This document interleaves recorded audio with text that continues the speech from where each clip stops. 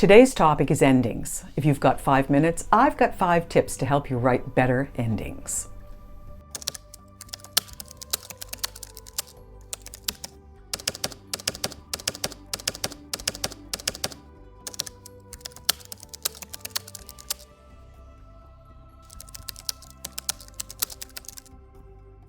Once you come to the end of a writing project, it seems like writing that ending should be the easiest thing in the world. Trouble is, it isn't always the easiest thing in the world to get it right, because endings are extremely important. They're just not afterthoughts. Endings shape the legacy of a story. They're the part that leave that lasting impression. And if you've ever come to the end of watching a Netflix show, at the end of a season or the end of a series, and found that many things were not tied up and you feel very unsatisfied with it, that's because the writers did a very bad job of writing the ending of that story. And you don't want your readers to feel that way at the end of your book, or your article, or your blog post. Satisfying, tragic, or thought-provoking, it's the ending that cements the emotional experience in the mind of your reader. As a writer, I've been thinking about endings for 40 years now. I started off having to find endings to end magazine articles, endings to end nonfiction books, nonfiction trade books, nonfiction academic books, articles, blog posts, more recently endings for fiction, about 15 novels. So these are the kinds of things that I've been writing and thinking about for years. So I've learned a few things that I thought I would share with you. Here are my 5 tips. Tip number 1, tie up loose ends.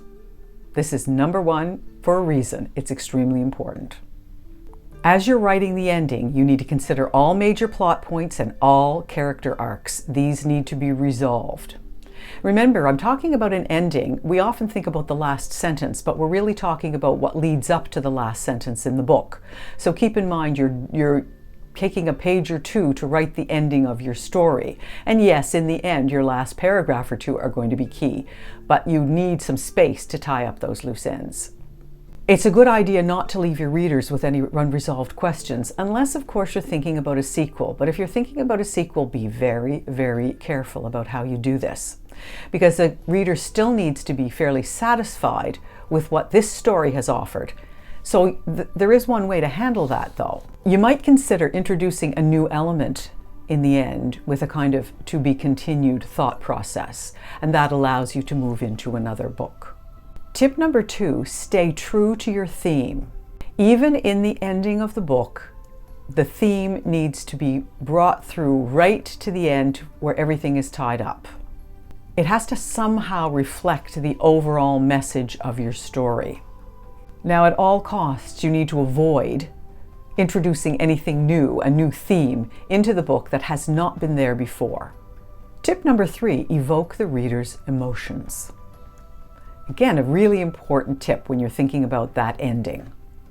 The emotion might be satisfaction, it might be sadness, it might be surprise, it might even be humor.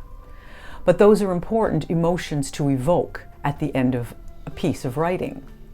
It's those emotions that are going to leave that impact on the reader. Tip number 4, leave room for your readers to reflect on what they've just finished reading.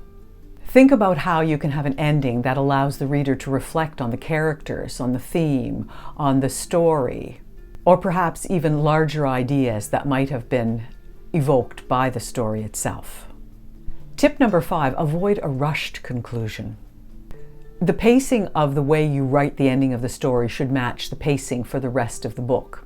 There sometimes is a tendency to realize that you're really close to the end of a story and to rush through it to get to that end so that you can write the end at the end, which of course is just for you, not for the readers. They'll never see that, but we often do like to write that at the very end of a story, don't we? All in all, it shouldn't feel abrupt. The ending should not come abruptly to the readers. The success of a piece of writing often depends on the ending. If it resonates with the readers, it can actually make up for some issues that the story has had up to that point. On the other hand, if the story has been very good and resonating with readers, but they're left hanging at the end and don't know what they've just read, sometimes they'll finish a book, throw it down and say, "What the heck was that?" Those are not the kinds of endings that you want, because that's the idea and the impact and the opinion that's left in the reader's mind at the end of your story, and you don't want that. You know, it's often said that a writer is only as good as his or her last book. I think a writer is probably only as good as his or her last sentence, perhaps. So I would like to leave you with a final sentence, a very famous last sentence from a very famous book.